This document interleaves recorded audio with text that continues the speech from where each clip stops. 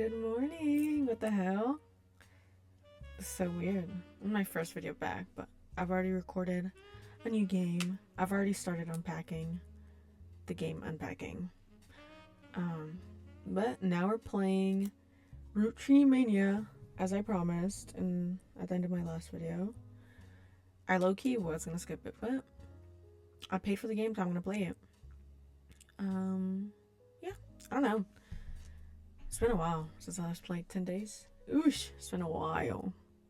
I do remember I loved that the Roottrees are dead. It was so much fun.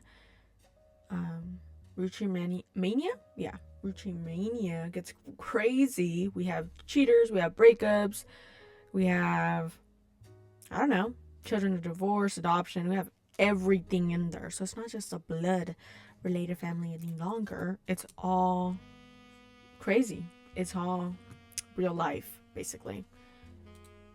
Ooh, ooh, ooh. I'm gonna continue off of this. 326. Wow. Wow. Whoa. Used and unused. I did not want to delete my progress. Oh my gosh.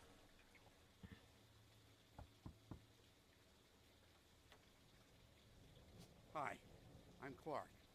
Probably not who you expected to be knocking, but life's funny sometimes. Yes, it is. Life is funny. You've done well staying anonymous. Blah, blah, It blah, took us blah. a while to track you down. Wait, wrong one. There we go. That should be fine.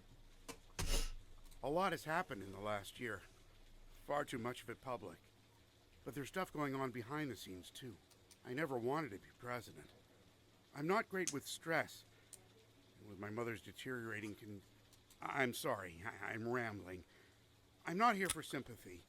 I'm here because part of the fallout of Sam's book is that everyone's coming out of the woodwork. It's been a while since I played, but I do remember his mom is the author, and he's saying she's in bad condition. You're gonna have to keep tabs on that. Now that it's public knowledge the Clanson Trust covers any root tree despite their history with us, a lot of potential cousins have surfaced. You may have seen that man on the cover of News Time. That was a disaster for us. And then Miracle went and made it all about himself. The long and short of it is a lot of potential cousins just showed up. Sam's helping some of them, but she's not really going about it the right way. And she's not taking calls from anyone in the family. I let it slip through a mutual friend that I found you, and I was stopping in. It's manipulative, but I'm hoping she'll reach out to you. You can let her know I'm on her side. In the meantime, if you're willing, I can share our files with you. Pass them along to Sam if she reaches out. I'm genuinely hoping she'll realize I'm an ally. Feel free to do your own research. I've been told you enjoy things like this. To each their own.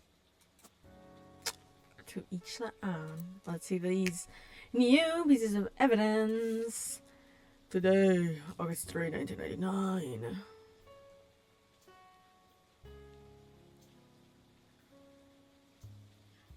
But keep in mind why we're here. If someone didn't have a child or has already been disqualified by our lawyers, like in case of the girl with the negative DNA test, there won't be a place for them on the tree. We're not just looking for affairs and infidelities, we're only looking for the ones that led to a potential new root tree. Okay, some spots in the new section will be marked with a tree icon. Those areas are reserved for members of the original family tree you filled in 8 months ago. Just like last time, be sure to use birth names for everybody you add. Married names or nicknames won't be enough. Okay.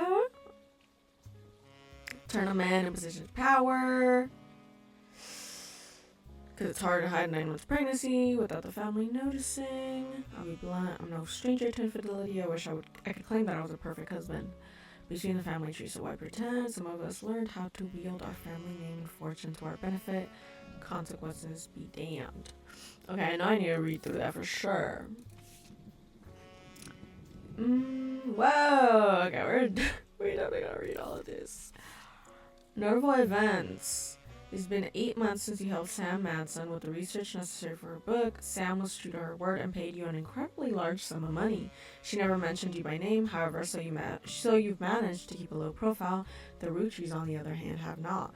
Below is a summary of notable events since the book's release, though you can refresh your memory in full detail by searching online. 6 pieces. Sam Adson's book about Elias Rootree was released in February. Whoa! It was a bestseller for a few months at the time Carl had not yet been replaced. The Rootree Rift. In March, the Rootree company stumbled publicly as they attempted to respond to the book's release, with multiple conflicting press releases and a clear lack of leadership. Clark Rafferty LaRue. Clark was announced as a permanent successor to Carl Rootree and welcomed Sam Adson to the family officially. The company hired an outside legal group to handle the changes to the class of trust. This included any other new questions of lineage. 5 Ps. After this announcement, there was a rash of different people claiming to be Rootrees, mostly dismissed as opportunists and scammers. The highest profile of these by a wide margin was a rapper named Felix Fellows, who changed his moniker to 5 Pieces as a publicity move. At the same time, 5 Piece is the only notable person on the updated tree. Oops, 5P. Highlight. There you go. Whee. I should be highlighting. I'll highlight like that. Highlight the Rootree Rift. Highlight.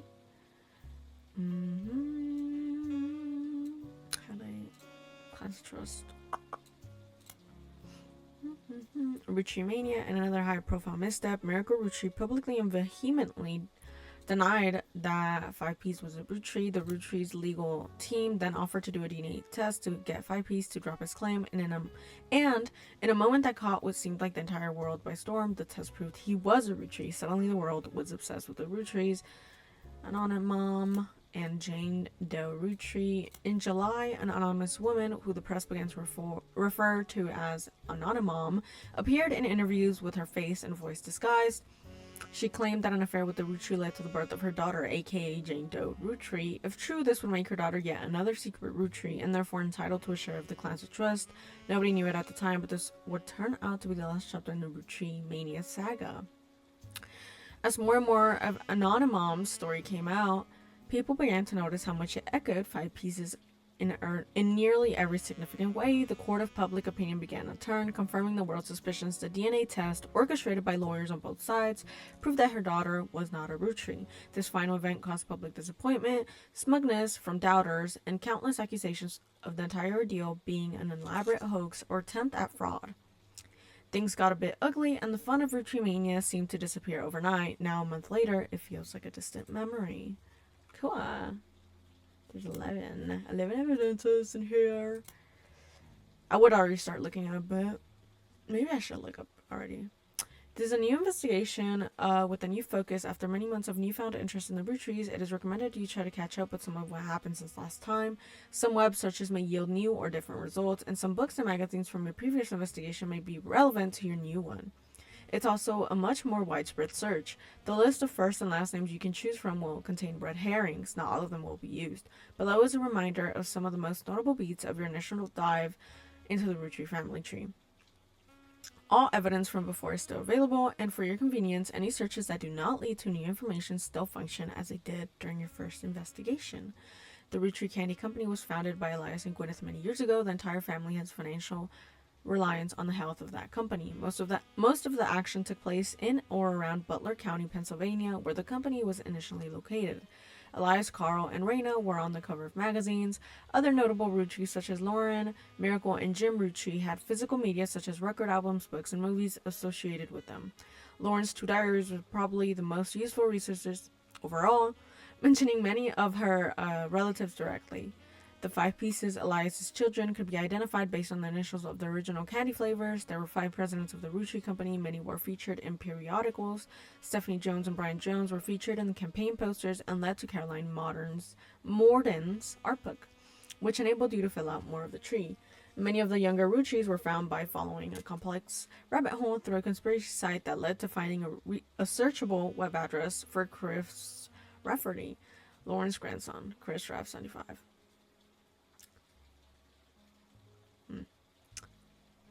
November Rootree was really difficult to place. Her occupation can only be found via Brian Jones' company website Ronald and his brother Robert Rootree go by Ron and Robbie. Both worked on a TV show called Brother Trouble until Robbie embezzled money and fled to Paris. Ooh, we did not get into that part of the lore.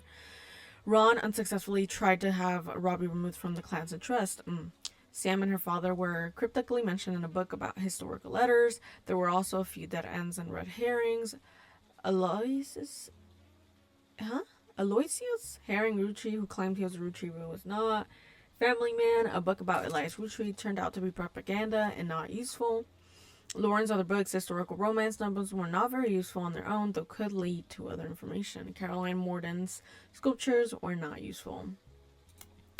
Okay. Ugh. So please fill in the tree until you can figure it out. I'll be blind. I read that out.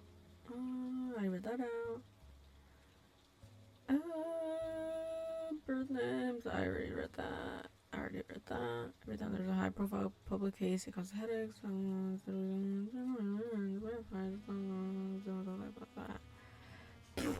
Okay, I'm done. I don't want to read more of that. Let's see. Let's see what we've got. You think he's a cheater? That'd be so crazy. He died a cheater. Wow, that's so crazy I filled all this out. Wow, I'm so hardworking.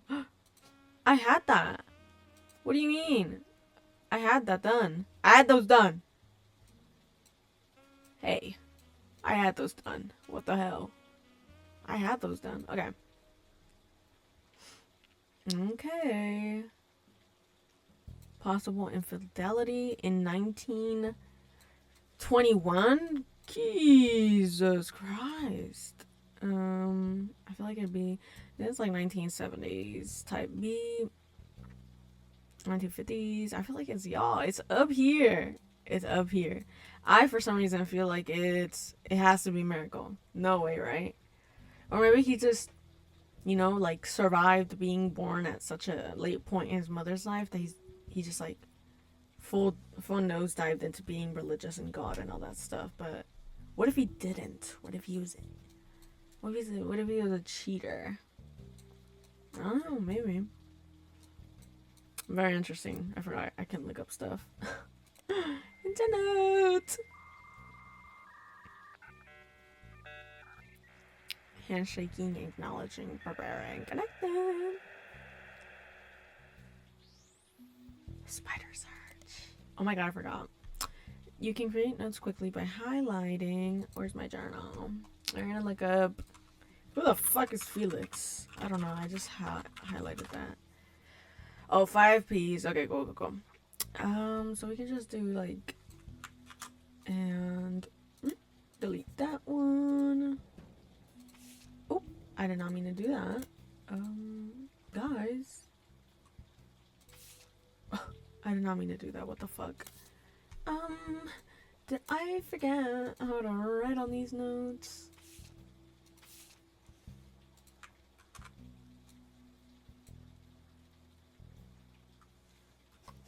Like, you see? Delete. I don't know. Can I, there we go, guys. The doy. Reorder and move this one right there. Yay! I'm so fucking smart. I'm done reordering. Okay. Get back to the internet. Okay, rapper who has found some recent radio play after being publicly confirmed as a long-mouse Rootree and entitled to a part of their fortune. His alias, 5 P's, is a play on 5 pieces. An article you find on a website known for the particularly harsh reviews of modern music gives his most recent album, Root of All Evil, 1 star out of 7. Jesus Christ. For whatever reason, with the headline, More Poser Than My Action Figure Collection. We're gonna edit this bad boy. Oh. Enter does not let you skip. It just skips. Align, and I'm gonna do that, and I'm gonna copy this so I can try to look that up in a minute.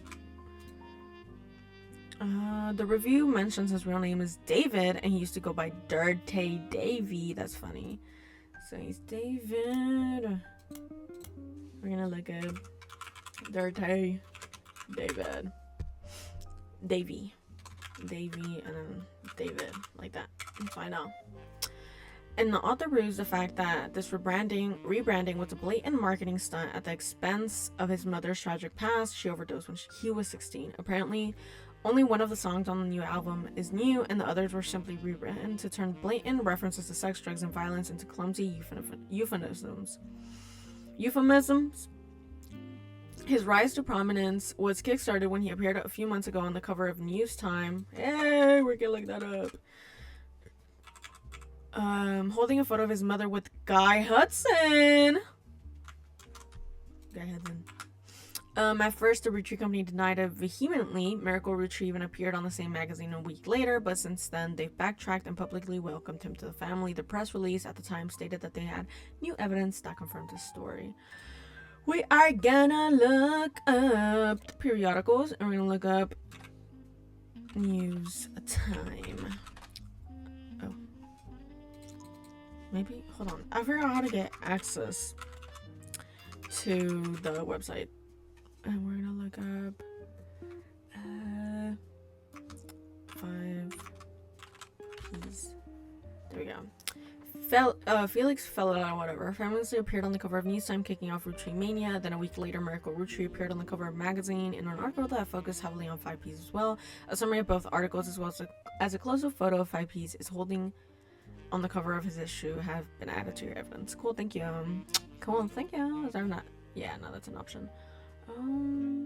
We're gonna look up modern music, and we're gonna also look up 5 P's. Okay. Nothing relevant. We're gonna look up poser. Nothing. Okay, fuck me. Let's see if I can more pose. We're gonna look this one up. Nope. Nope. Just the same shit. Okay, we're gonna look up. What? Dirty Davey. According to fan sites, Felix Fellows is not 5 P's actual name. His birth name was David. Okay, well, that would have been very easy to figure out had I just thought a little. Dirty David was 5 P's previous stage name. He used to sell records and perform live shows in Portland under that name. There are some people selling his old mixtapes on auction sites. One is apparently Dirty Devil and other Dirt Poor. So we're gonna look up. Oop.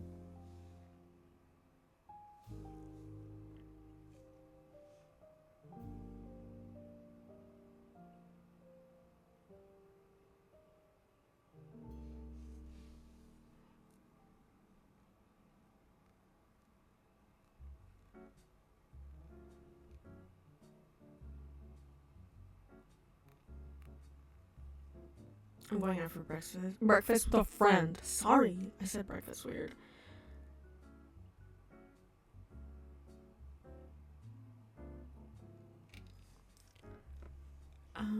Dirt Poor.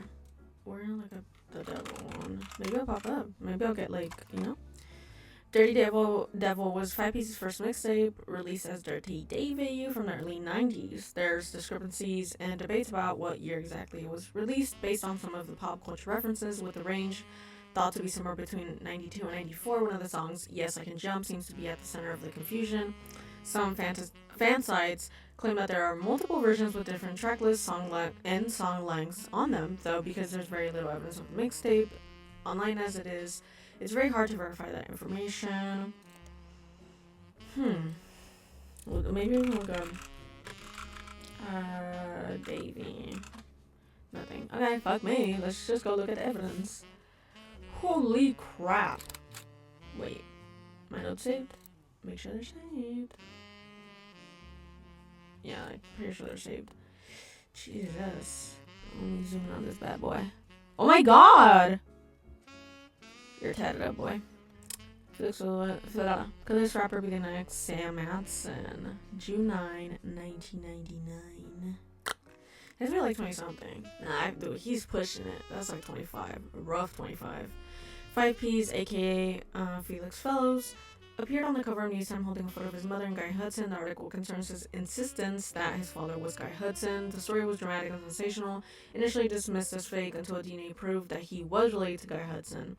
5 P says that his mother Joanna was Zach Morden's secretary when he retired, and then Guy Hudson's secretary for only 1 or 2 weeks after that before she quit.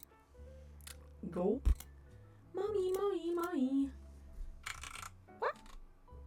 Mom. Joanna.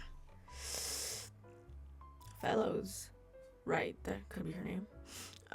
The first few weeks that he was president, his parents divorced when he was 4 after his father learned of the affair. Felix and his mother then moved to Portland because she was afraid of her and her son's life. He grew up with her until he was 16, but one day his mother never came from the movie rental store where she worked the register. The next morning they found her dead from an overdose in her car. She had stolen all the cash from her drawer and spent it on heroin. As Felix went through her belongings, the only things that he had to remember her by were a hairbrush she always used, some photos, and a stuffed animal from her childhood. But then he found it. A box hidden in the back of the closet. Inside were love letters and photos related to Guy Hudson, as well as a letter from his father containing threats. He threw it all away, with the exception of the one photo he appears with on the cover of News Time. He says it was the only one where they were dressed. The only one not from the affair itself. The picture is shown in full inside of the magazine and was added to your evidence. The magazine also includes some additional history about Five Piece's career. Felix Fellows was born to Riley and Joanna Fellows, but has never rapped without a moniker.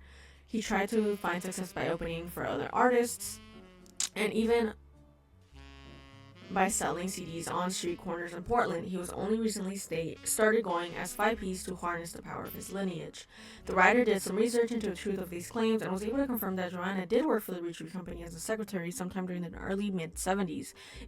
It also confirmed she died from a drug overdose and that Felix went into foster care soon after. They were unable to track down his father. They also reached out to the Roottrees Company, but at the moment the company's blanket statement was, since the release of a recent book, Roottrees has seen an overwhelming number of false ancestral claims. None have been factual and nearly all have been knowingly dishonest. We encourage individuals to reach out to us in an official capacity as opposed to attempting to use our name in the media for publicity. Cute. Yeah. I don't need to highlight those names. I got it. Look at him. He's right there. He's like reading it. Charlatans and thieves. Oh, we do have it. Roottrees Family Picnic.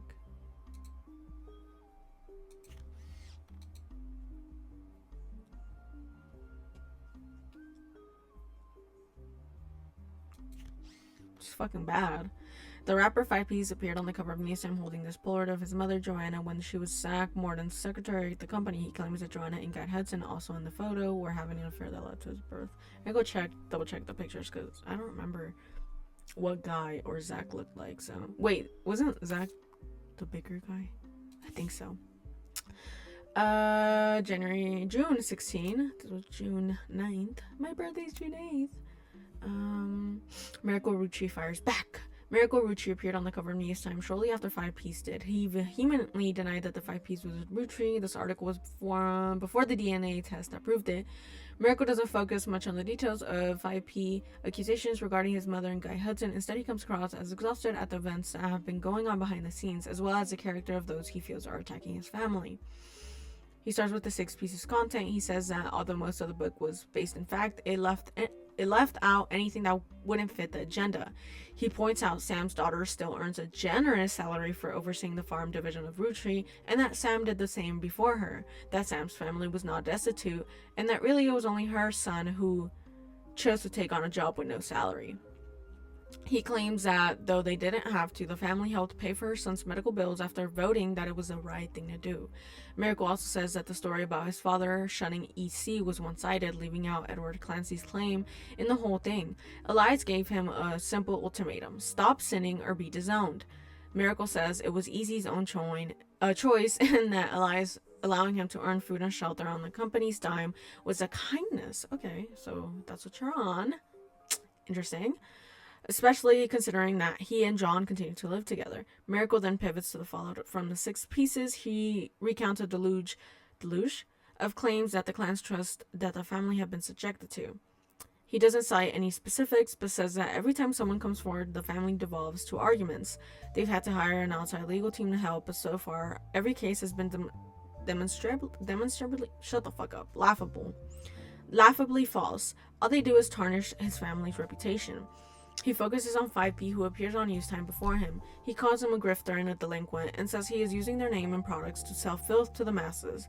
Of all the accusations, he says this is the most dangerous because it exposes the world to hatred. He cites 5P lyrics as violent, sexist, and ungodly, and prays the boy will repent, retract his lies, and find religion. Lastly, he turns to the future. Miracle states that those that wish to hear the true story can join him on his farewell tour this upcoming fall. Farewell tour. Wait, shit. I'll highlight it, I guess. Miracle last tour. The Miracles Roottrees are planning on touring the country's churches one last time, and that now at the age of 71, Miracle is the oldest living Roottrees, while he plans to continue preaching at his own church in Butler County after the tour. This is your last chance to hear the truth from the man with the most complete recollection of one of America's most notable families in your hometown.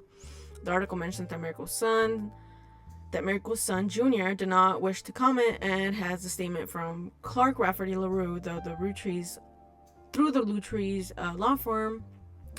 Miracle does not speak for his entire family. We're working carefully on a plan to definitely disprove any claims of infidelity in our family's past.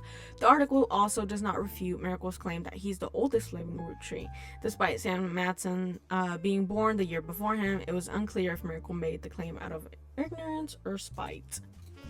Sammy. Wait, a year before him, so Sam is already 72. Jeez.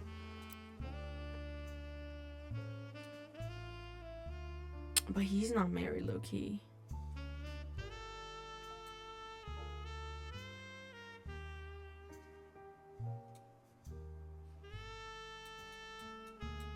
It has to be one of these two. It has to be this one.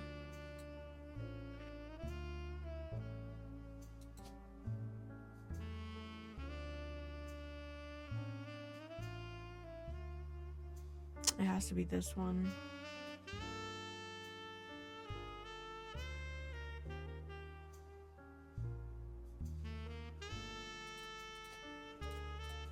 Oh, wait, I need to go find Guy. It's up here. I don't even remember. Oh my god, you did that? You did that. Redhead? Oh my god, you're crazy. Guy Hudson. Wow. Okay, yeah, that's him for sure. Guy Hudson. President. He was the third. And we're gonna put Joanna. And this is really messed up. Secretary or cashier at the time. Well, at the time of the infidelity, so.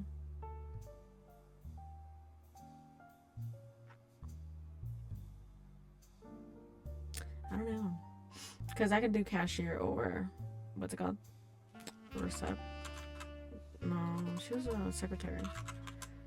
Secretary works. Her spouse was Fellows and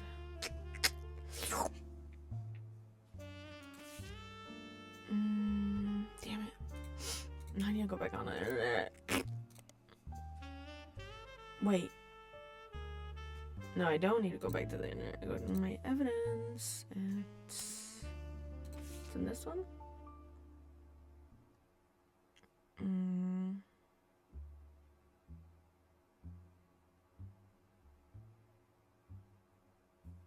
Felix. To Riley and Joanne. Okay.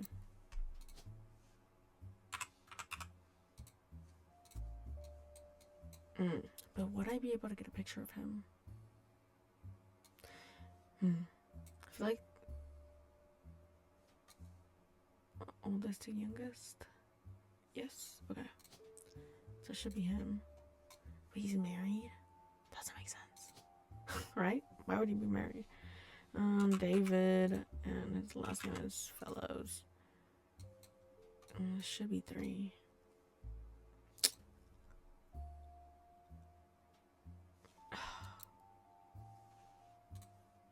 I need 4?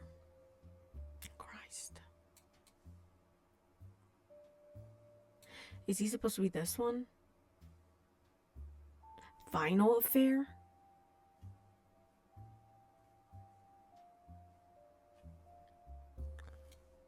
That makes sense.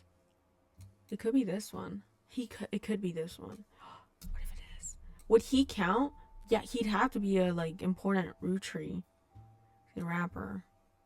I guess. Okay. We're moving him over. What the fuck? Fellows. David. Are you gonna do that? Rapper. Artist. Musician. And a musician. Unknown name. I feel like we wouldn't have a picture of him, so it'd have to be this one.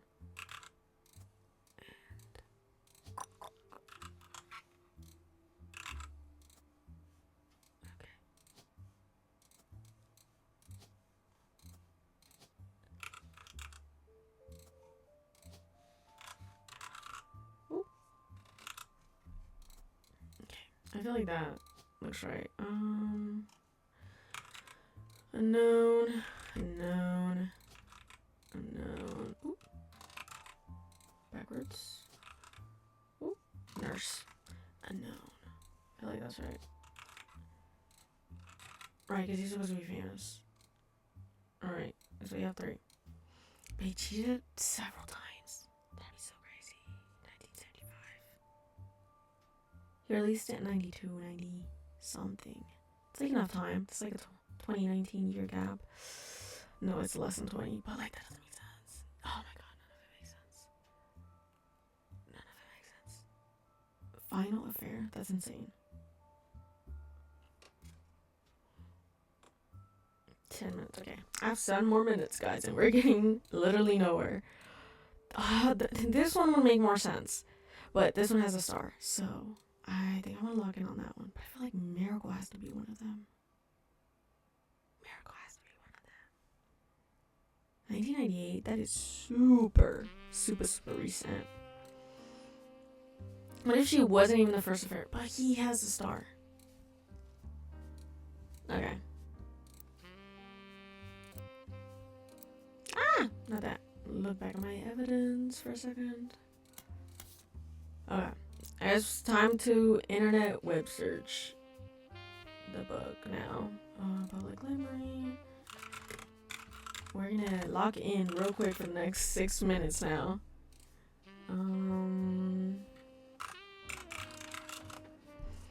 Hardcover nonfiction. Sam Edson's book was released earlier this year, and details. Oh, published 1999. Whoa. Okay, so it's 1999, and the guy has to be like 20, so he hasn't been born in the 70s. So I feel like it. Yeah, I feel like that one has to be right. Sam Edson's book was released earlier this year, and details the truth about Elias Roottree, as well as Sam's father, Edward Clancy Roottree, and John Miller. You helped verify her story, so much of the book's core content are familiar to you. That said, Sam had some sections on other family secrets and rumors. Much of it didn't matter to the primary purpose of the book, and some of it is new to you, and may be important to your new search. These sections have been added to your notes. Cool, thank you very much. And we're gonna go with the next thing and see if that gives anything. The 3 press releases from the Roottree Candy Company after the release of 6 pieces were referred to as Roottree Rift due to the clear conflicts between them. The first was fairly standard. It stated that there was no president of the Roottree Company, but that the entire family was made aware of the release of the book and that they would be meeting as soon as possible.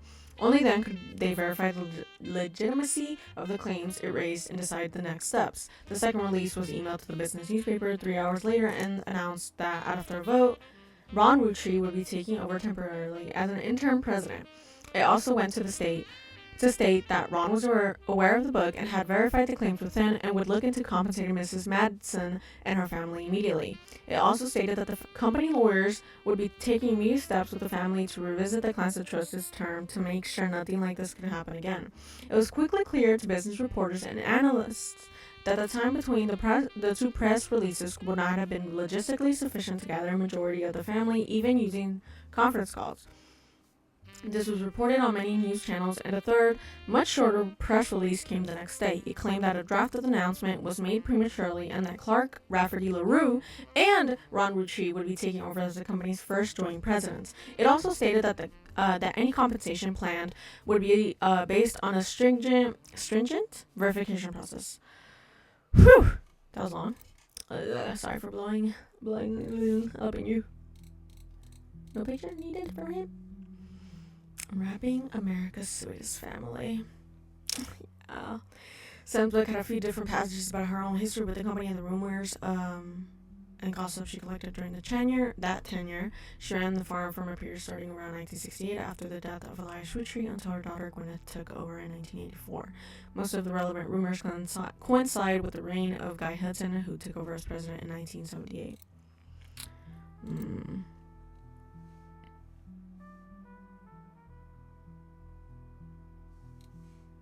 Has to be that one.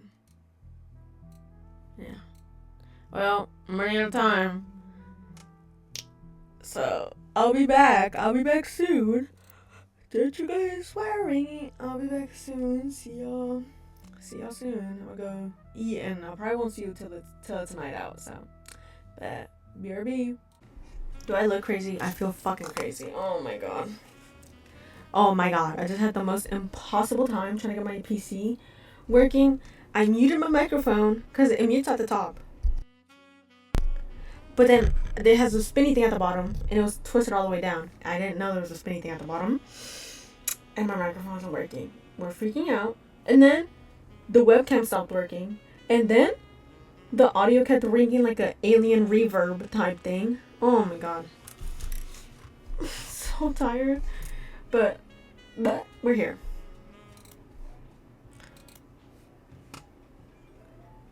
Go live? You're a crazy girl. Let me be. I don't even remember what we last figured. I think I've been 3. Whoa. 1998? Pause. What? 2 Rootrees? Is it because they married into a family? They cheated with each other? That doesn't make sense. I didn't even look at that. 1921?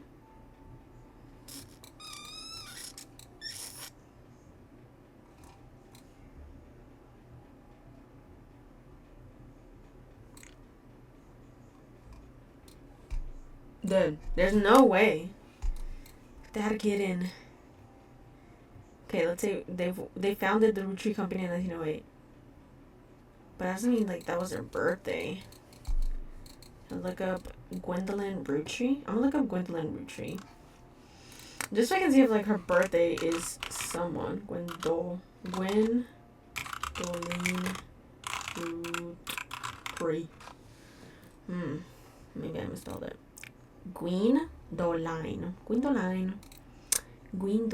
I spelled it right. Okay. I feel like they're the ones that got cheated on. So let's see. Who is... The farm was given to him, but he's the OG Rootree. So I'm going to say... Rootree Elias. What was he? President first and housewife. President. Unknown name. What's her name? Shoot. And I need her IRL name? Gwyneth? Queen. Oh. She's not on there? Wait. Because it had to be an infidelity. Right. So it's someone else. That's someone else that doesn't exist. Wait. Okay. Okay. So we're going to look up Rootree. Lie. See if anything else pops up. Nothing. Okay. Okay, we're going to look through my notes then. We already looked up her book, no? Did I have that evidence? I don't recall. I do not recall. I do recall now. Oh my god. I don't remember how much of this I read, but I'm gonna read it in my head. President in 1978. Okay, so let's go back. Yep, that coincides. That lined up.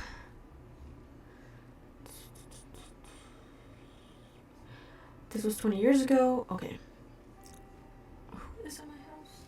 Ringing the doorbell.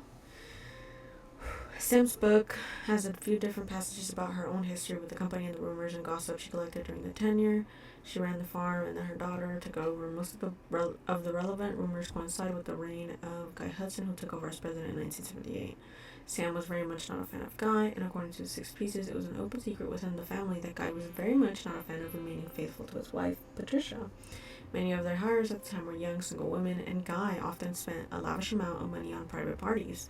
This was 20 years ago, and Sam warns that most of it is hearsay. Still, you find the following information that may be relevant. One of Sam's farm supervisors was named Elizabeth. Elizabeth had a daughter who Sam never met, but who worked as one of Guy's secretaries. According to Elizabeth, a caterer from a local restaurant called Antonelli's met her daughter at one of Guy's parties, and they eloped quickly due to a pregnancy. Elizabeth wasn't aware that the party was for swingers. Rumor has it that her daughter showed up with Guy and didn't seem comfortable switching partners. Elizabeth. Okay, we're just gonna highlight that. I'm gonna put Sam's supervisor had a daughter.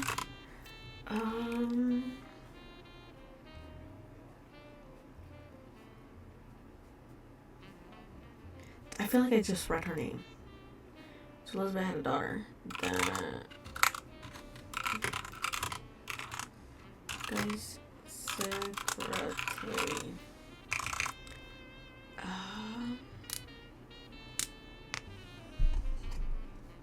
Guy's main positive contribution to the company involved expanding to markets previously untapped by Roottrees. However, when he went on trips overseas, they were often for weeks at a time, and Guy was known for spending more time and money on unofficial business than meetings with distributors and manufacturers. It was said that he bribed at least one politician to open a factory in Brazil.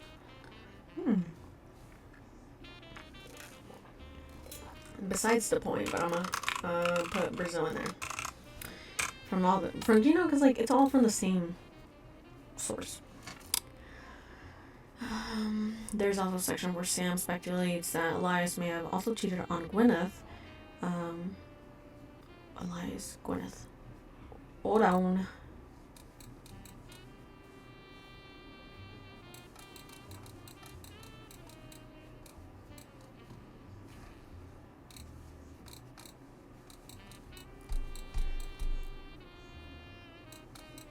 There's so many Gwyneth. Oh my god, I'm so stupid. Oh, but right, he cheated on somebody else. Right. So it's not Gwyneth. The doy. Look at me now, paying attention. Okay. There's also a section where Sam speculates that Elias may have also cheated on Gwyneth. Gwyneth was always much kinder to Sam than Elias was, and was the first to invite Sam to family events. While she has no hard evidence, Sam always got the impression that Gwyneth was able to coerce Elias into allowing Sam back into the family without using some kind of leverage, instead of it being a natural course of events. She mentioned that Elias and Gwyneth were known to loudly argue, sometimes about another woman. Sam also says her son Ernie once asked her who's Beth because he overheard them yelling about someone with that name. As far as Sam knows, Elias once had Secretary Elizabeth, a different Elizabeth than the survivors from the farm, but she never met her. Ooh. What about Elizabeth? Wait, what if there's a Beth? I'm gonna put Secretary though. Let's look up periodicals.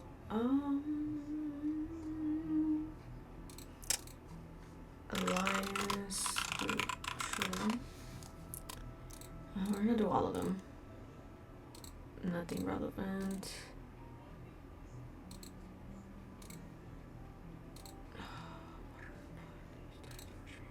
That's about movies.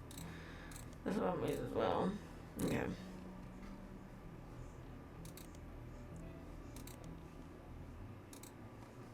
Can I look at the old? Oh yeah, I can't. Hold on. I guess, but not really.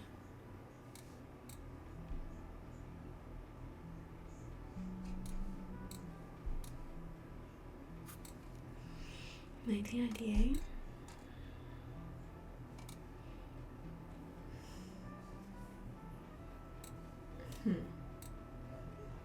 I need one more. Oh, right. Secretary. We have 3. I need one more. I feel like that's him though, so I just need to find a picture of him. This is gonna be hard.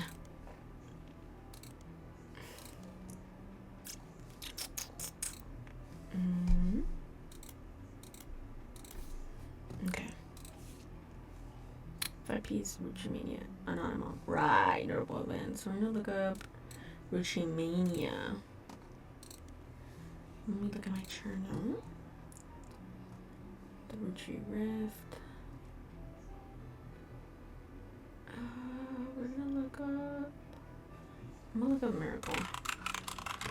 Did I look? I don't feel like maybe I did. I feel like I did. Yeah, because I got that flyer from him. So maybe there's an update on the Classic Trust. Legal page. Sam's book reviewed to the public and doesn't go over well. Philip Clark. Wait, what if he cheated again? I don't think he would have. He's making us look up stuff, so. Remainder of the public eye. Classic Trust will no longer be ran by the family. I'm gonna look up Anonymous. Was the second high-profile case after Felix Fellows of a potential new Roottrie being added to the Classic Trust. Instead of claiming herself a Roottrie, however, she claimed she'd slept with Guy Hudson and that her daughter was a Roottrie. The accusation came during the height of Roottreemania. Golly. I began with a brief TV interview she appeared in the shadows with a disguised voice and promoted an article about herself in News Time. In the TV interview, the article, she referred to her daughter as Jane Doe Roottrie. The name Anonymous was not self-inflicted. It seemed to spring up organically because nobody knew how else to refer to her. News Time.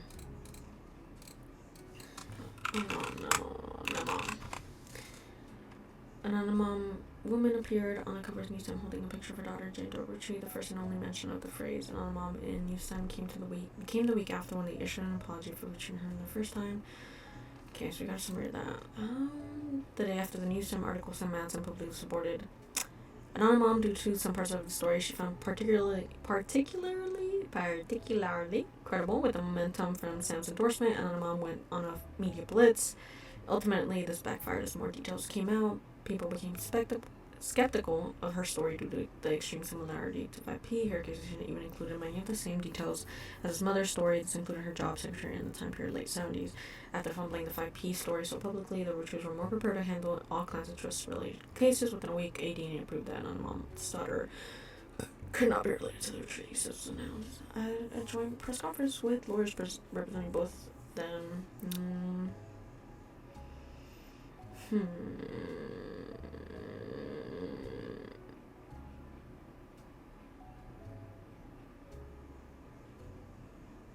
Okay, maybe they did have an affair, but maybe they didn't have a kid.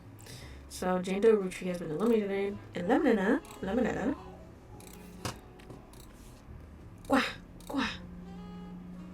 Here we go again. July 7th, 1999. It was determined through a DNA test that Anonymous' daughter was not a Roottrie. This article, which did refer to her daughter as Jane Doe Roottrie, but did not coin the phrase Anonymous, came before all that. Right around the first time of her TV interview.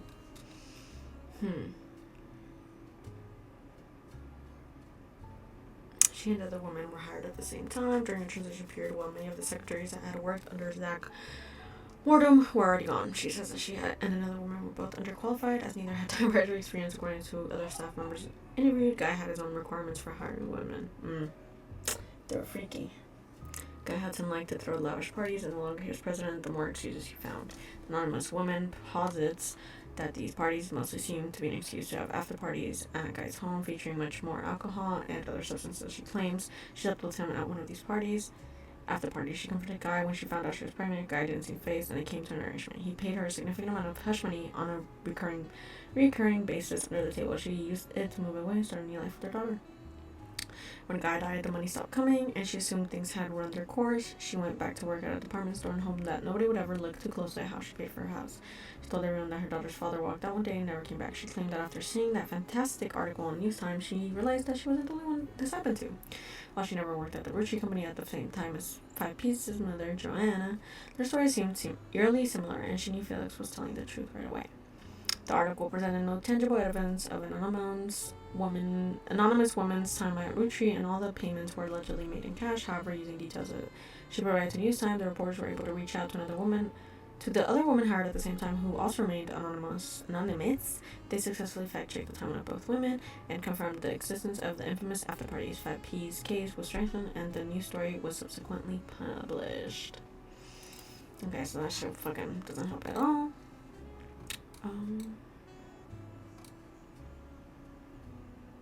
This is insane.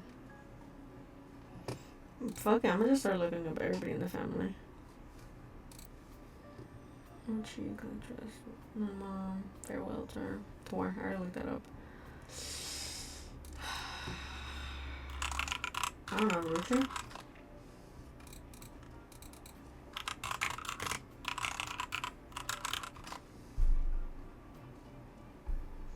Older version. First president, section, 5Ps.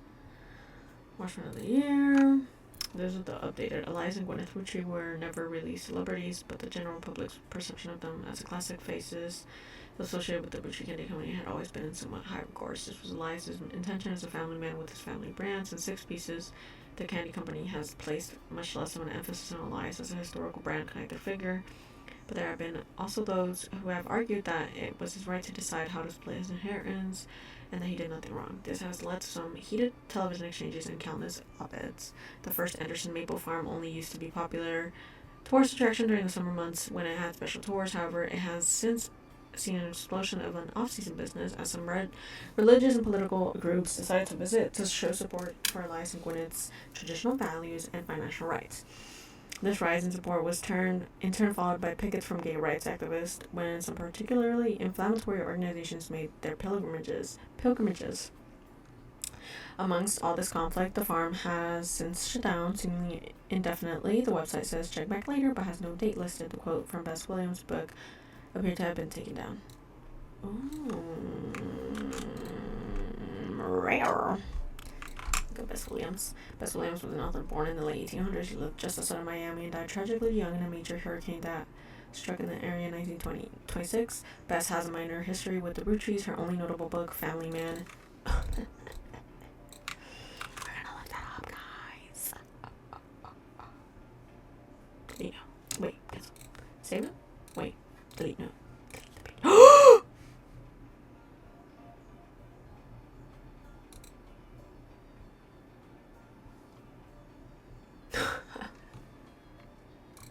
Whatever.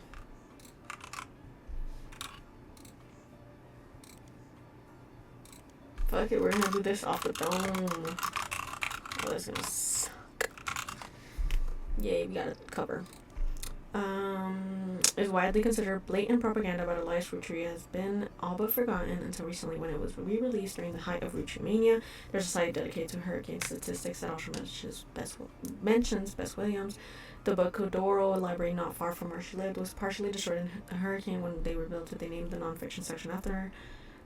The library was expanded again in 1950 and then closed in 1963 when multiple larger libraries opened in the surrounding area that made it redundant.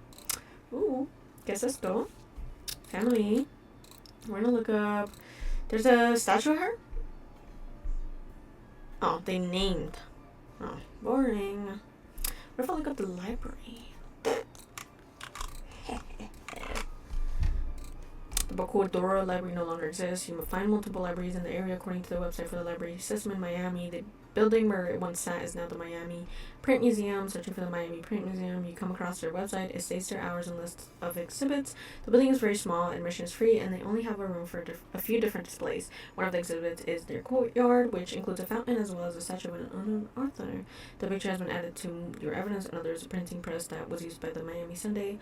Hold on, I'm gonna look this up. a now defunct weekly newspaper. The last is the original print of Cuba by Cubans, an art book. I'm gonna look that up. Cuba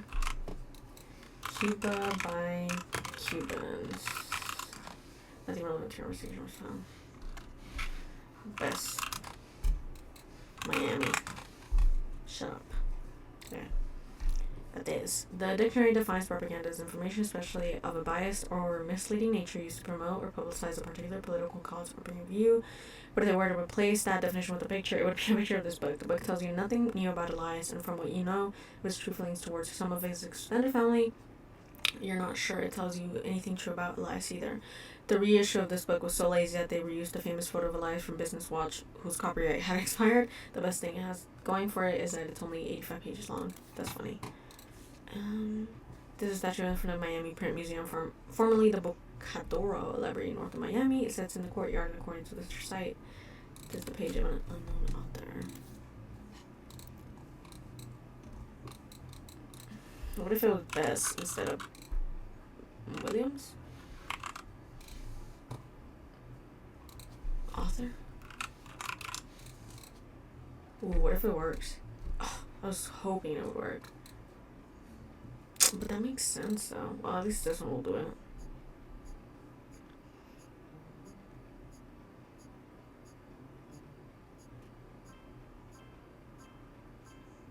So quiet. Riley fellows. Booyah. Oh, give me something, mommy. Oops, that's not what I Has meant. Clark reached out to you? Well, let me give you a short history lesson about the last few months of my life. 3 different people contacted me, claiming that somewhere in their history, they might be Roottrees. First, that young man, the rapper. I ignored that one. He seemed dubious. But then I saw the news. I felt terrible. So I began helping the others. Because my doubts with Felix were so misfounded, I ended up putting too much faith in the second person that approached me. I went to the media prematurely. I admit my mistake there. But the third person who contacted me also had a credible case. Before I could help, the company got to them somehow. The fact that the family silenced them doesn't seem to fill me with hope when it comes to Clark's intentions. But you're making progress based on the leads he gave you. It's really hard for me to get a read on him. I'll let you handle it. I've sent you the case I've been working on, and some company records I managed to track down. Who's Mary Beth? Company records. The records are quite dense, but hopefully they're useful. Good luck. Yay, that's like... Whoa! All these pictures of him? So this one didn't work. Okay, so these logged in though. Oh, these logged in? Oh my god. I wasn't even paying attention. What the heck? So this one didn't log in. Why not? Princess, why didn't this log in?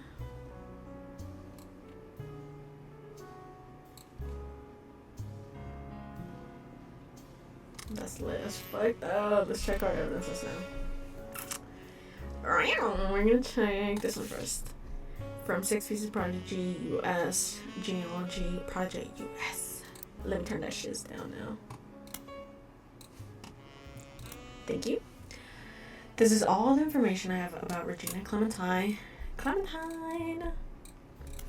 From New Orleans, Louisiana, and her husband Stuart Clementine. She wrote me about a month ago. Apparently the Roottrees lawyers went after her since then. By the time I received her letter and called her, she told me she couldn't cooperate anymore.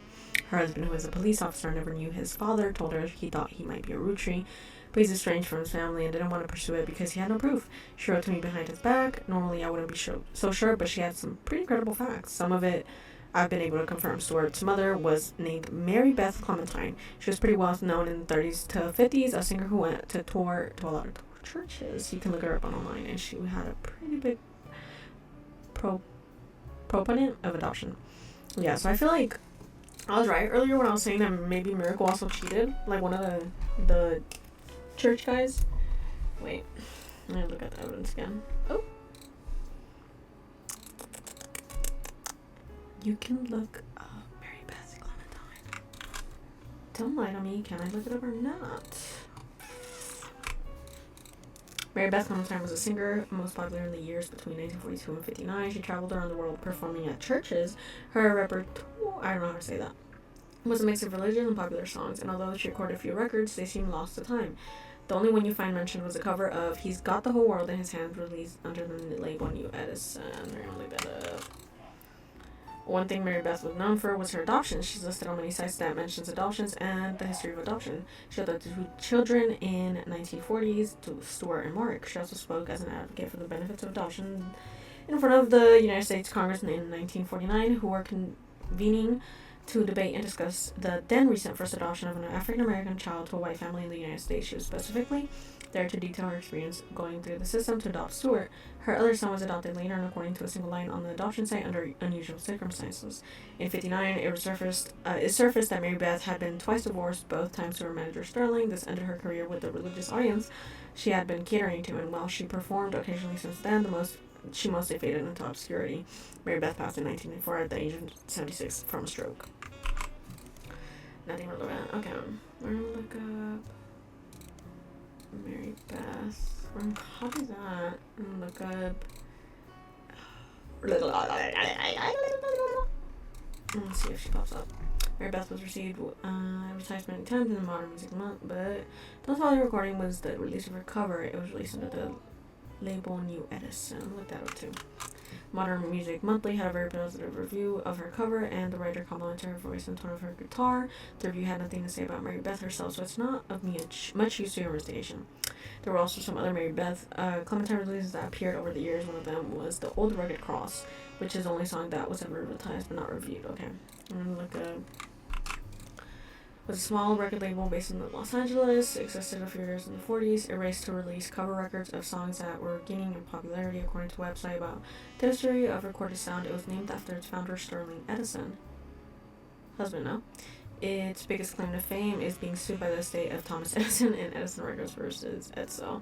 You can also find a few references to New Edison and Mary Beth Clementine on sites about old records. One collector says that the Holy Grail is a re-release of the Old Rugged Cross, and says that the first edition was originally published before she legally changed her name.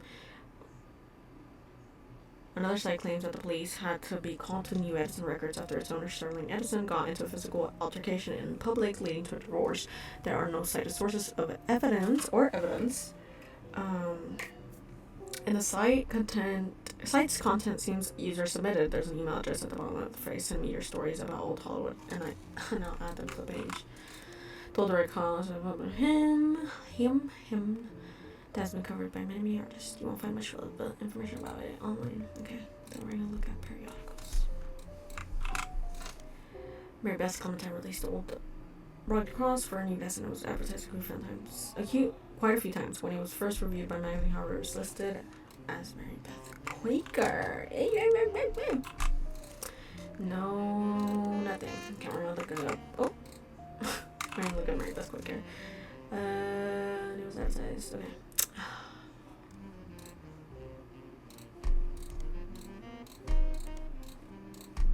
Nothing relevant. Okay. We had a little bit of roadblock there, but she's alive in the 40s. Oh, I feel like it might be this one. Like, the cop might be this one. What, this one?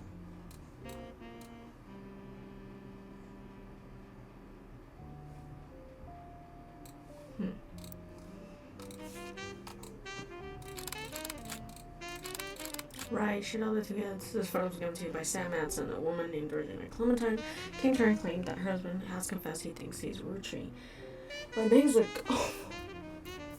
Guys didn't look it up. It's really weird still.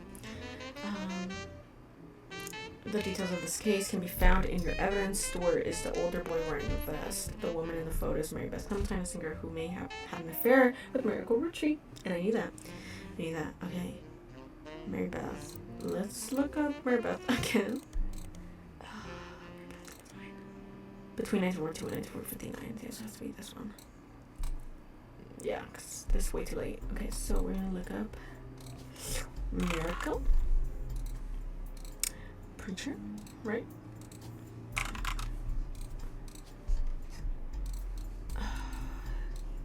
But these aren't their kids. Or maybe she lied and said they were adopted. Right. She was a musician as well. Mary Clementine. Yeah, look that up again.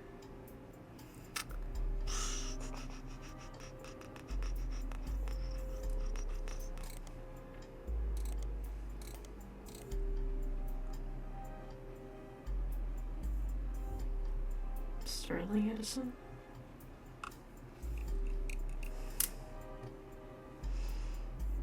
Sterling Edison has to be that one.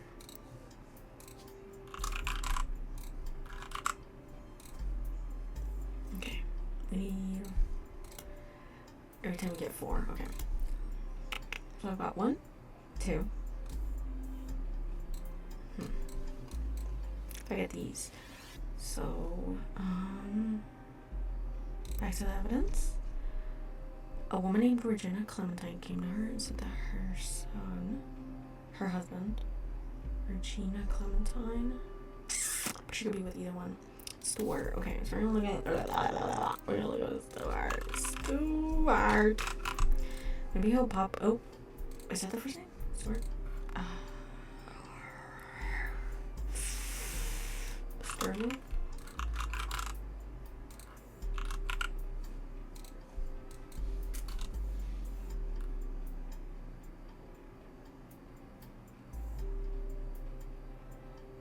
Why is Sterling not popping up?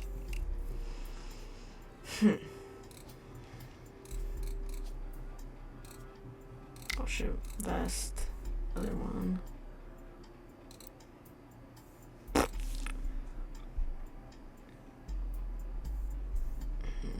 gonna look up Stuart. Dude, I think I'm missing something somewhere. Maybe I should start writing stuff down again because I'm missing something.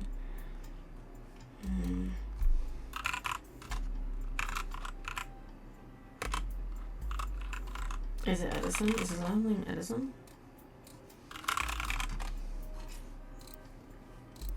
Maybe it's Edison.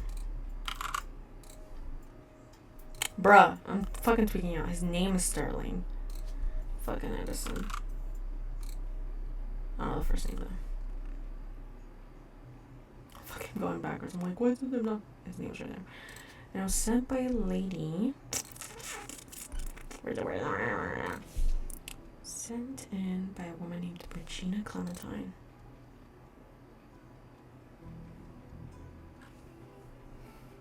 Wait, what? This photo was given to you by Sam Hansen. A woman named Regina Clementine came to her and claimed that her husband. Oh.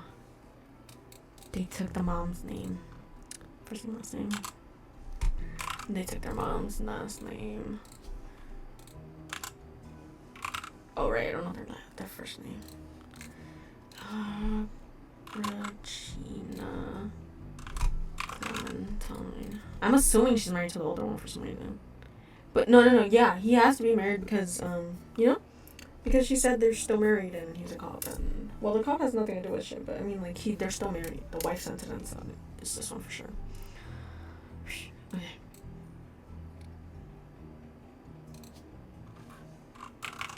Police officer. 1, 2, 3. I need one more.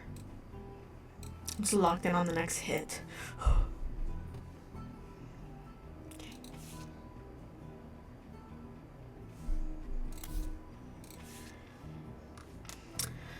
Her husband, who was a police officer, never knew his father, told her he thought he might be a rootree, but he's estranged from his family and they don't want to pursue it because he had no proof. She wrote to me behind his back. Normally I wouldn't be so sure, but she has some pretty credible facts. Some of it I've been able to confirm. Stuart's mother was named Mary Beth Clementine. She was pretty well known in the 30s and 50s, a singer who went to tour to a lot of churches. You can look her up online, and she was a pretty big proponent of adoption. I know for a fact that she came to Butler County a few times. I remember her from when I was younger, and Regina said that Stuart told her. Okay, so it is Stuart. Hold on. Wait, hold on. story, yeah. Told her that they always seem to spend a lot of time at the Miracle Church. She sent me a photo to prove that she's who she says she is. I've attached it to this mail. Sam AdSense. Please don't send me a tree, not printing this email. Hello. Okay. Got those. You were given some partial staff records. Wait. Am I tripping? Okay. Just making sure. Cause like this one had pages, like Sam's old books. So I was like, wait, no, Lauren's. I think that was the name of Clark's mom. But you know, the husband that died in the army. Remember? You're given some partial staff records to cross-reference by Sam Madsen. These records are based on old tax mailing information and only detail employees that work directly for Rootree or in their corporate office. The many laborers on their farms and in their factories are not listed. You're not sure how it will be, except for cross-referencing guises, secretaries, and visit overseas. Spider searching people just because you're listed in these books will likely be very time consuming and a waste of your time. Zach Morden, special management, Ernest, office staff, Edward, Lloyd, Carl, Elizabeth. Product. No, but I already had the Elizabeth name. That was a good guess, huh? Bess. But it was Beth. They heard Beth, but it was actually Beth. Price management, I see Rootree, Fred Cross, Alba Cross, Douglas, Rosenberg, secretaries, Julia, Joanna, Doris, and Beth. Ooh. Farm and manufacturing, Samantha, John, Elizabeth, Thomas, Fred, Stuart, Sam, Harmon, Robert, Michelle. Oh, Elizabeth Farrow. Major Smith and none. Harmon, Robert. Okay. So this is all under Zach. But these are all the staff, and there's an Elizabeth Farrow there. So maybe there's an Elizabeth Farrow later on under Guy's leadership, you know? In 1977, it was announced that Zach would be retiring. Guy would be taking over at the start of the year. At the start of 1978, they held a retirement party in November before spending the final month working on the transition. During 76 and 77, the following changes took place. Guy Hudson had replaced Ernest Madsen Jr. as special management. Office staff Patrick Decker was hired. Product management Elicy Rootree is no longer employed by Rootree. Ernest Madsen Jr. is now listed under product management. Secretaries Christine Farrow was hired. There you go. Joanna Robertson is no longer listed amongst the secretaries, but Joanna Fellows has been added to the list. Oh my god, her last name is Robertson.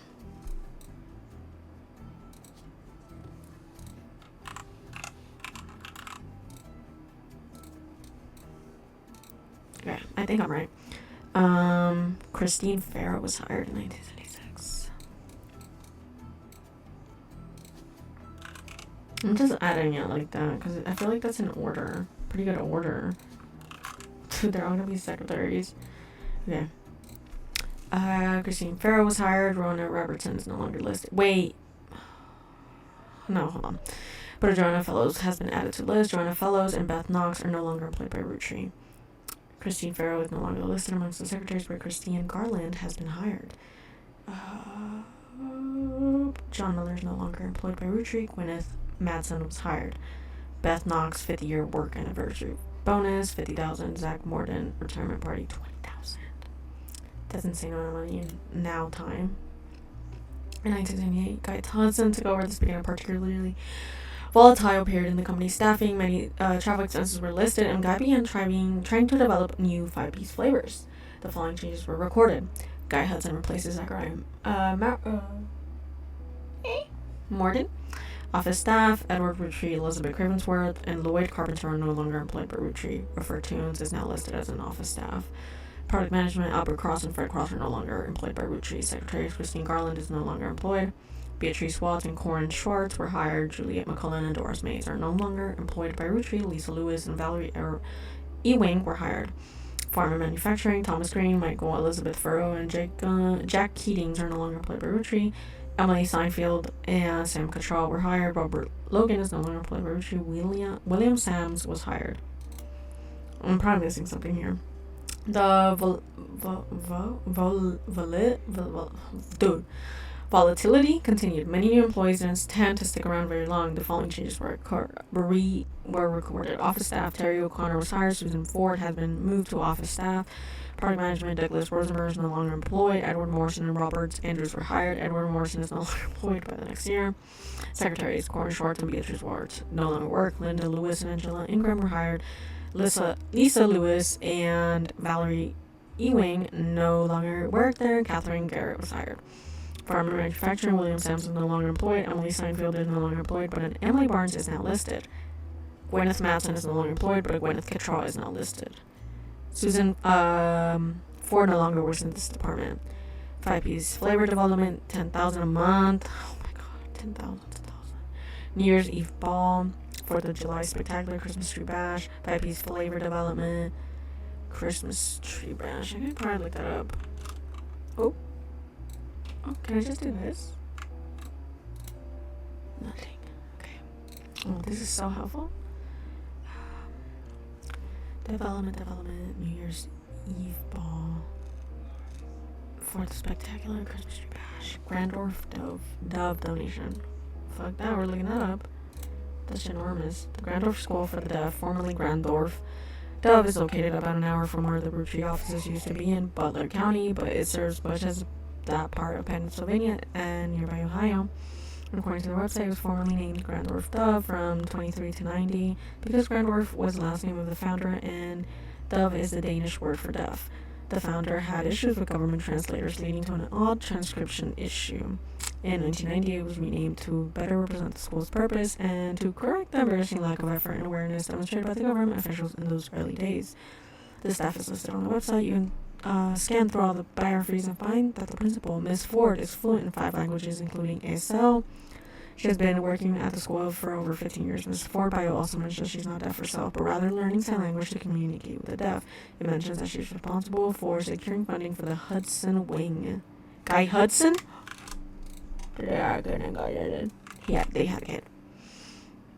The Hudson Wing was an expansion to Grandorf Dove, now Grandorf School of the Deaf, first built in 82. It's a separate, much smaller building, half a block from the main campus, and operates as a smaller, independent school that offers free ASL courses for the family members and freedoms and caretakers of the children.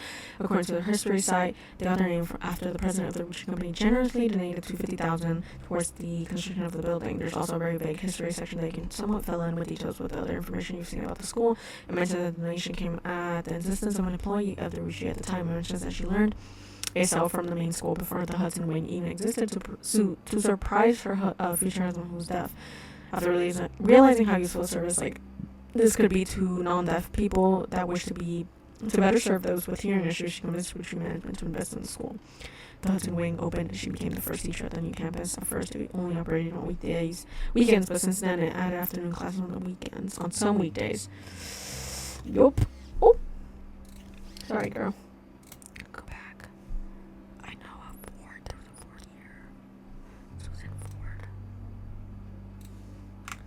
Under a special category that only exists every year. So, nights and night for eels. They had one kid. I feel like, yeah, that's her.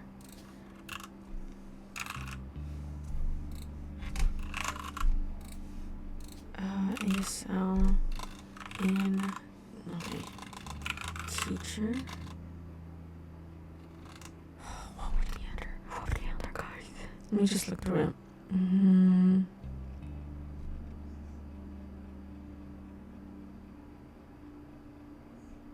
Public speaker?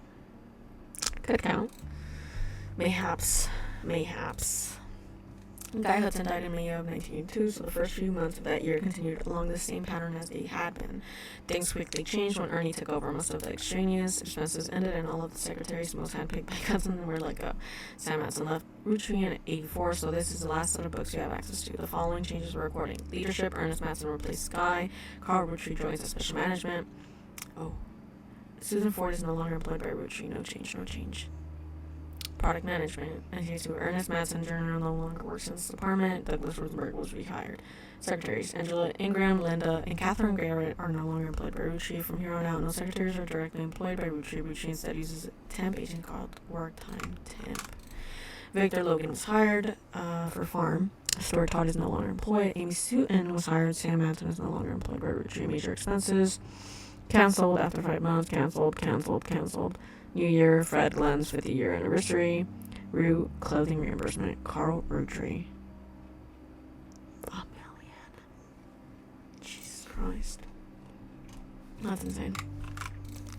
Work Time Temp is a company with many offices all over the United States. The Rooster Candy Company is listed on their site as one of the companies they do business with, though it's far from the only one you recognize. As far as you can tell, there's no connection between Work Time Temp and anyone related to your search. Maybe she's on a periodic here. I'm gonna do Susan. Oh, that's Ford. They should pop up. Butler County Tax? Nope. Business Watch? Nope. Nope. That's not really nowhere. Okay. Well, I don't know what else to get. I feel like this is pretty solid. This is pretty solid, you guys. She's not married though. Ooh, bad girl. Wait, but she was married. Wait, let me check. This is where Joanna was at. She's the first one. And then Christina was hired.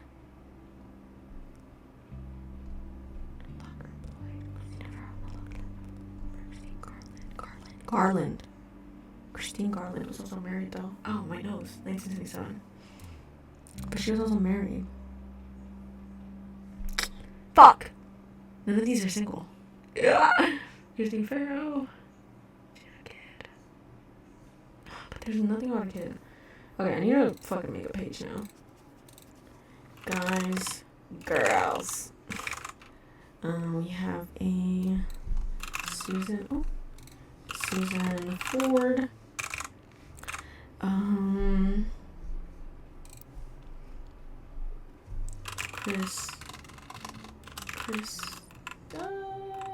Tina Farrow married Garland. No longer employed. Joanna Robertson's no longer. Save them. Okay. Wait. Did I save it? Did I update this? Robertson gets secretary. Okay, so I have one. Oh, but I don't know. So I have 1, 2. I need 2 more. Guy, why are you such a cheater? Okay. Christina. Joanna Robertson. We already updated that one. Joanna Fellows and Beth Knox are no longer employed within the next year.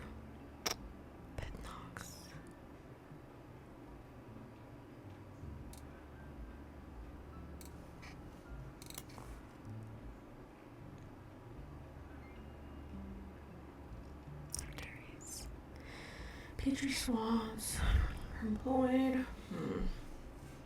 This one's gonna have to be here. Secretaries. Where's Ford at? It feels like it's the last one because that's where the $250,000. Yeah, so if the $250,000 was donated in 1981, that has to be the final affair. So I'm guessing this is gonna have to be Susan. And I need to go check the evidence real quick again. Just to make sure that it was Susan Ford no longer works. 1980.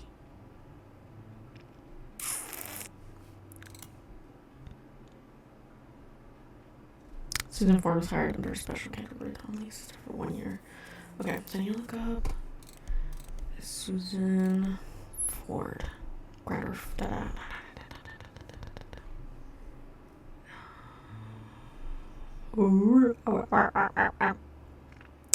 I'm an employee, so then let me go to the Hudson Wing.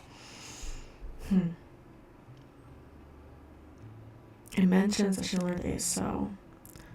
Surprise her future husband who was deaf after realizing how useful a service like this would be to non-deaf people. There was a part that said her name. I remember reading Ford. Here it is. Miss Ford. So her name has to be Ford before she got married. Yeah, sorry. Last name was Ford. And then she got married. Public speaker. Actor, artist, baby. She's a baby. Construction dancer, doctor, driver, farmer, housewife, lawyer, design, manufacturing, mechanic, medium, local, military, model, musician, news anchor, nurse, pilot, politics. Bradley. It has to be public speaker. Yeah. Where could I find a picture of her though? Blah.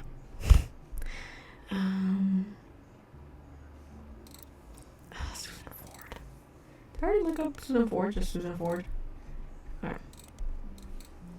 Susan Ford. No, we're doing shit. For her deaf husband. Wait, maybe there is a thing about this. The whole name. Copy? Just need to make sure. Yeah, okay. Periodicals. Business Watch. Butler County Times. There we go! Grammar School for the Deaf has made a few odd appearances here and there in the Butler. Dude, I've been wasting so much time. County Times since 1990. It's not too many that you can't look at all of them. And so after scrolling through a few pages, you manage to find something incredibly useful in an article that doesn't even focus on school itself. Local students provide key evidence in scientific study. The article from March of this year, 1999, mentions that the Ford sisters who attended public school in Butler County are one of only a handful of identical twins in the world who suffer from two different genetic issues. One of them has asthma, and the other has a deadly allergy to peanuts. Their mother, a Ms. Susie Ford, who is principal at the nearby Grandorf School of the Deaf, was originally contacted by researchers looking to identify if there were any set of twins where one was born deaf and the other was not. While she didn't have any twins attending her school, she asked if her daughters Melissa and Heather could be used when it turns out they were. She says they couldn't be more different. My youngest, we all call her that even though it's only about 15 minutes, is shy but essentially hasn't stopped running from the moment she learned to scamper. Asthma has kept her sister off the soccer field, but she's the definition of extrovert and is even performing in a local production is her life after high school late this year. This article includes a picture of the girls added to your evidence. Okay. Melissa and Heather, she says they couldn't be more different. My youngest, we all call her that even though it's only by 15 minutes, is shy but essentially hasn't stopped running from the moment she learned to scamper.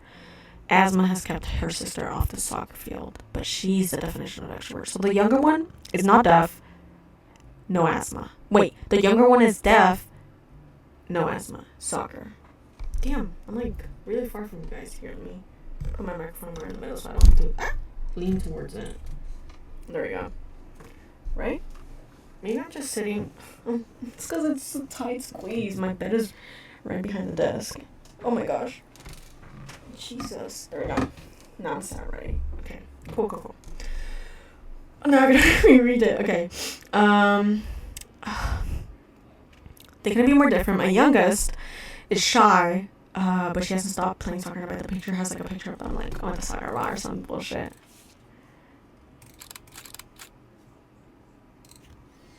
Asthma.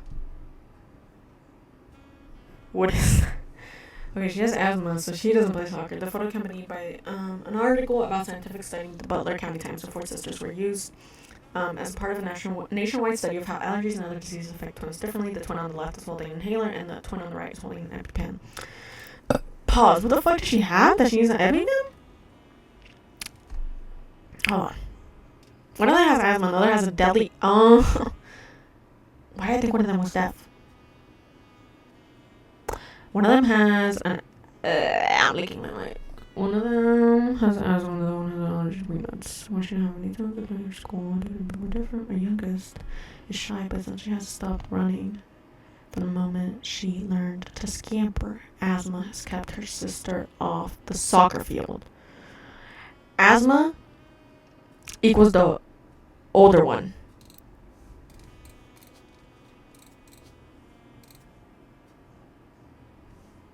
Okay, there we go. Look. Melissa and Heather. Oh, shit, let's see which one's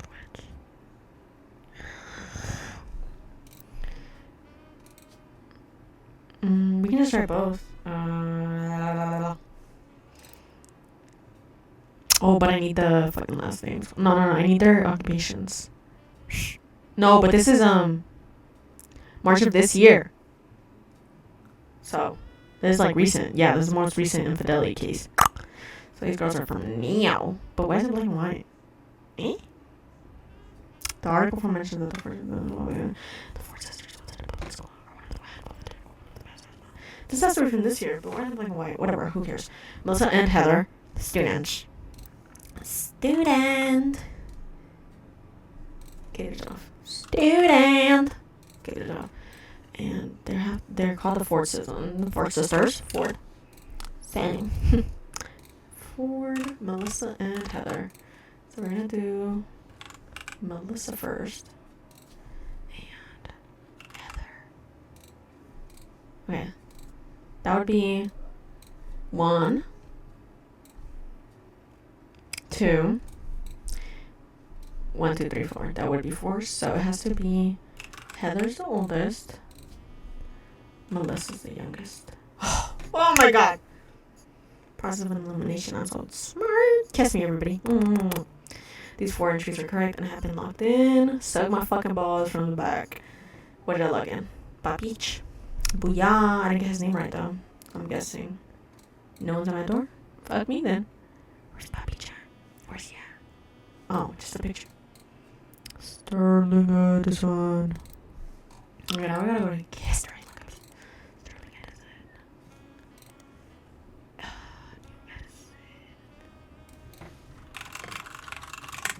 Eddie Edison was a small record label based in Los Angeles, existed in the 40s. It was named after its friend, Sterling Edison.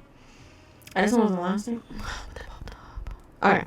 Whatever. We figured out 8 in one video. I feel like that's pretty good progress. Wait. Who did I lock in? I didn't lock in the mom? Shit. Or her. But I need a picture of her. But I don't know what he did. She did. It's a musician. It has to be a musician. Clementine Mary Beth. Clementine Mary Beth. Is it Mary Beth? Mary Beth? Alright. Mary Beth. Mary Beth. Mary Beth. Dude. Right. It's her maiden name. Fuck. From earlier. Dude, I literally looked that up. And it literally...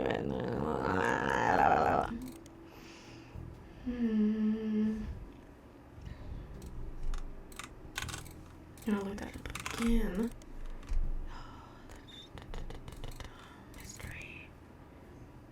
One last one, just because I know I saw her name earlier. Mary Beth Belize. Mary Beth Quaker. We're cooking. Quaker. There we fucking go. Okay. That's it for right now. Thank you very much for watching. I look goofy with the sweater on. I need to fix my bangs. Thank you very much for watching. See y'all tomorrow. Bye bye bye bye bye.